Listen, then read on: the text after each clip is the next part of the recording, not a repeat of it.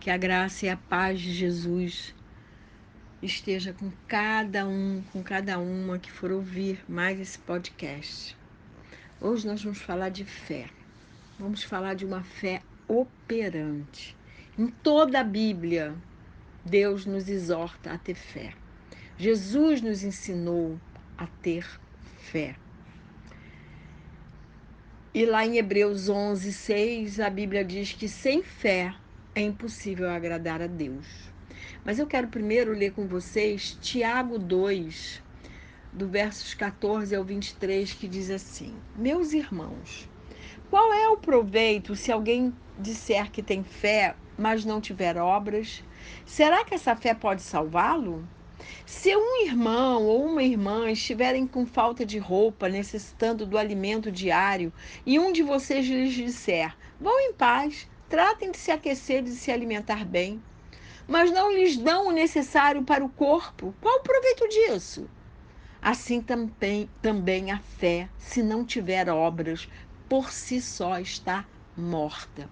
Mas alguém dirá: você tem fé e eu tenho obras. Mostre-me essa sua fé sem as obras, e eu, com as obras, lhe mostrarei a minha fé. Você crê que Deus é um só? Faz muito bem. Até os demônios creem e tremem. Seu tolo, você quer ter certeza de que a fé sem as obras é inútil?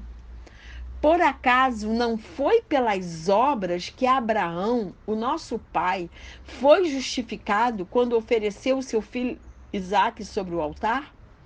Você percebe que a fé operava juntamente com as suas obras e que foi pelas obras que a fé se consumou? E se cumpriram as escrituras que diz: Abraão creu em Deus e isso lhe foi imputado por justiça. E ele foi chamado amigo de Deus. Senhora, abençoe a leitura da sua palavra. Então, Abraão era um homem que Deus o achou. Deus viu em Abraão um homem cheio de fé. E naquela época não haviam as escrituras, não tinha tido ainda a lei, não tinha tido templo, tudo aquilo que o judeu sempre se apegou. Naquela época não havia uma nação Israel, não havia essa nação. E mesmo assim, Abraão era amigo de Deus. E a fé dele serviu como crédito para ele receber de herança toda uma nação. Lá em Gênesis 13, de 15 a 17, diz assim: porque toda essa terra. Aliás, eu vou ler desde o 12. O Senhor disse a Abraão, quer dizer, Abraão era tão íntimo de Deus que Abraão ouvia a voz de Deus. Então, lá do 14 diz: o Senhor disse a Abraão, depois que ele se separou do seu sobrinho Ló: erga os olhos e olhe de onde você está, para o norte, para o sul, para o leste, para o oeste, porque toda essa terra que você está vendo, eu a darei a você e a sua descendência para sempre.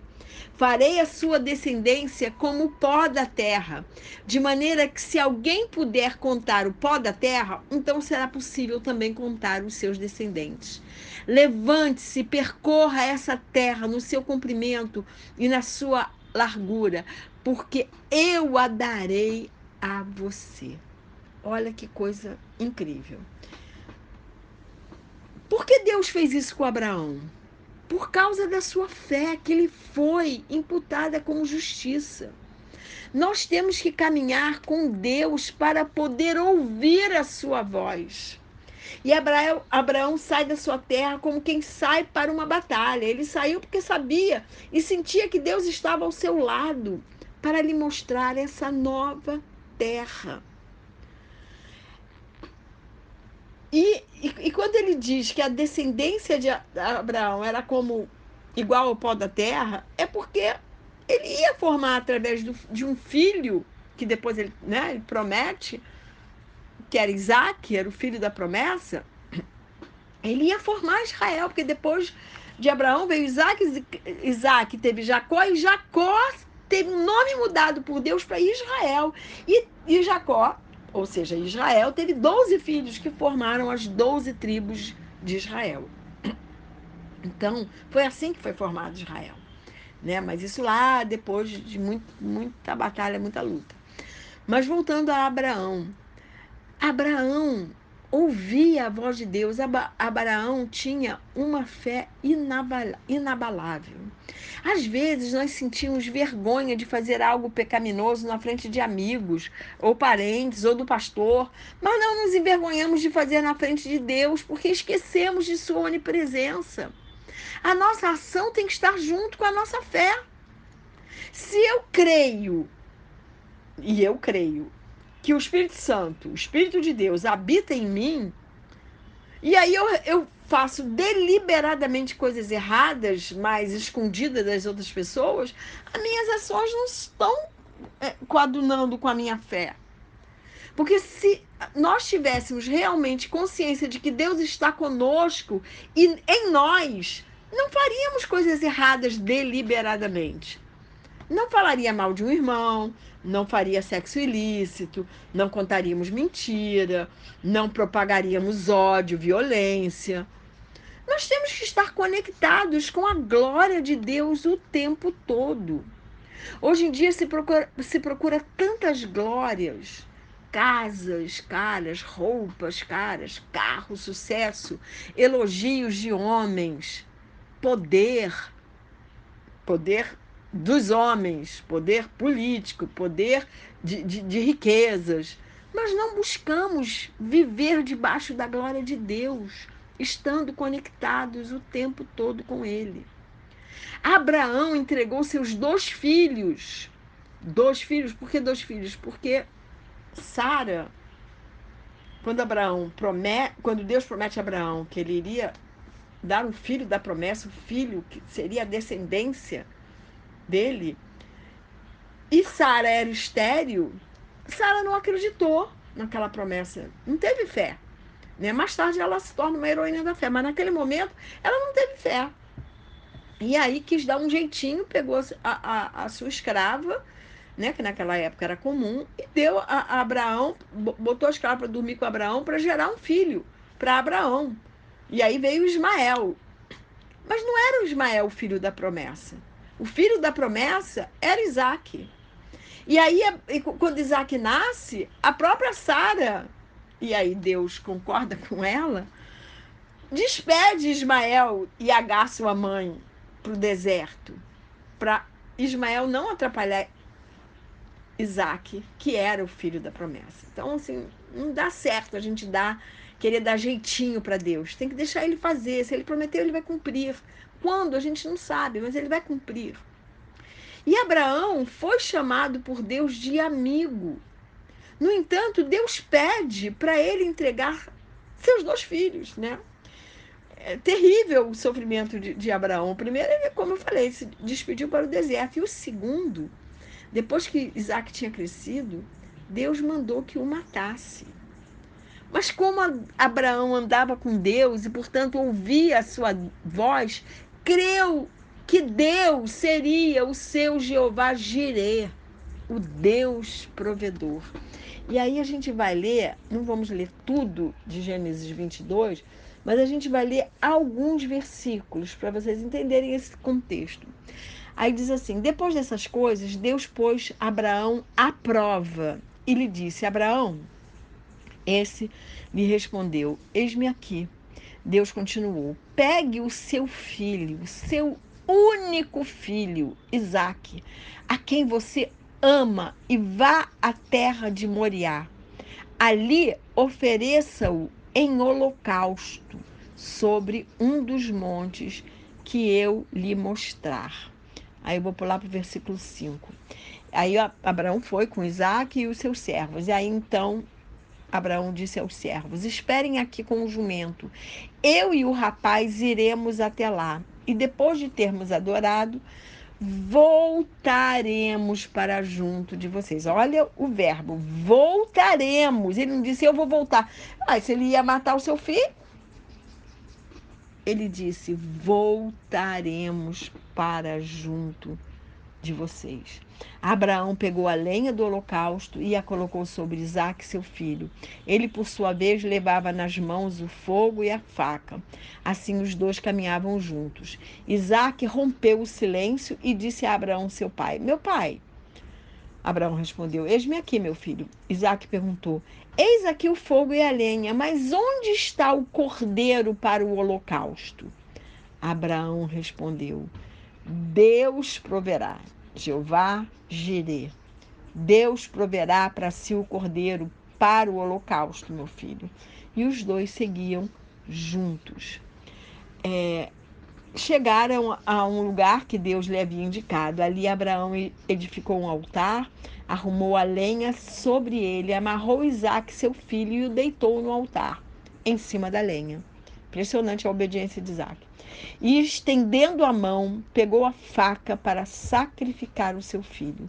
Mas do céu, o anjo do Senhor o chamou: Abraão, Abraão. Ele respondeu: Eis-me aqui.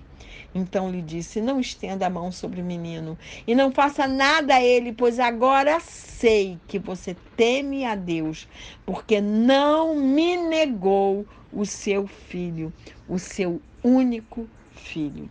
Abraão ergueu os olhos e viu atrás de si um carneiro preso pelos chifres entre os arbustos. Abraão pegou o carneiro e o ofereceu em holocausto em lugar de seu filho Isaque. Abraão ergueu os olhos para poder ver o monte onde viria a provisão do carneiro. Nós temos que erguer os nossos olhos para ver a provisão e a direção de Deus. Abraão não deixou seus servos subirem com ele, porque existe um lugar da sua luta que você tem que estar sozinho com Deus. Por isso ele pediu que os seus servos não fossem com ele. Mas a fé de Abraão era tão grande que ele disse, eu volto a dizer, eu já disse, volto a falar, havendo adorado, voltaremos. Que fé! Ele sabia que ele ia voltar com Isaque. Como ele não sabia?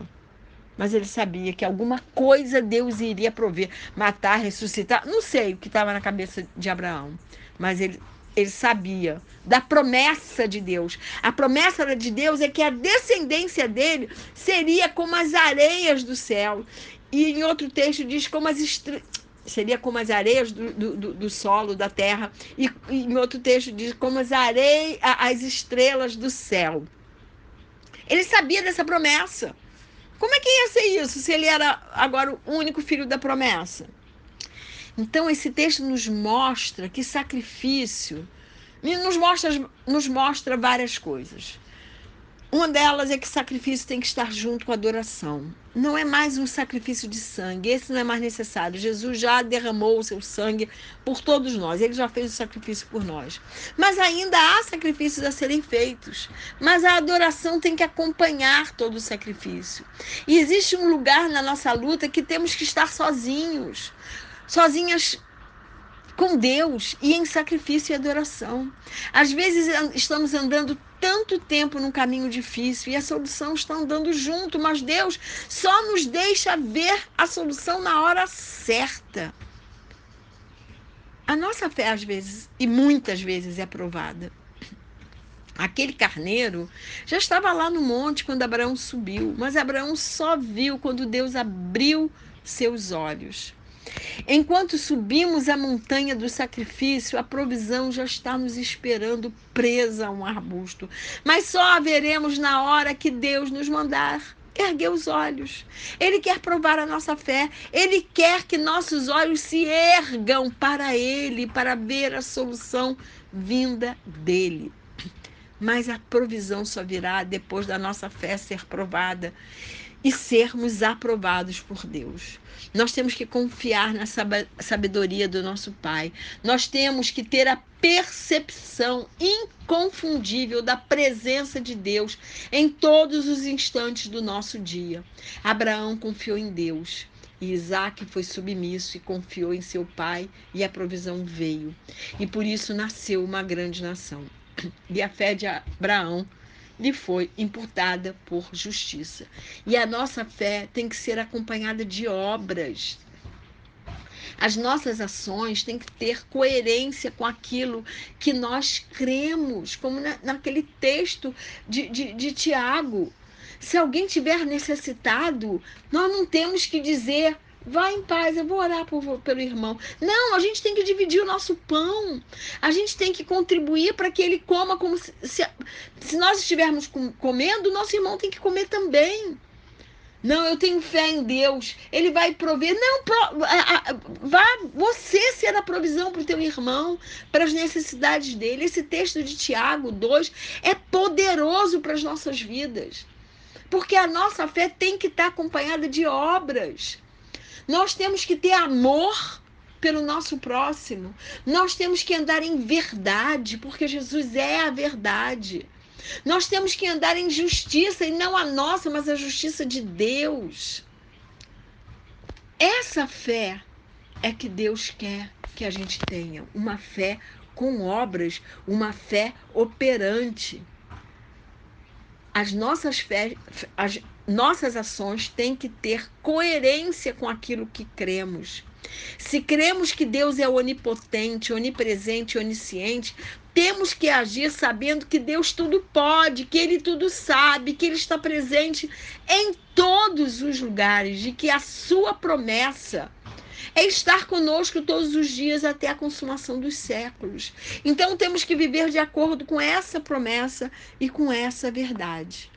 A minha oração por mim e por você, que a nossa fé seja acompanhada de obras, que a nossa fé seja coerente com as nossas obras, e que as nossas obras sejam coerentes com a nossa fé no Deus da provisão, no Deus do amor, no Deus da paz, no Deus da justiça.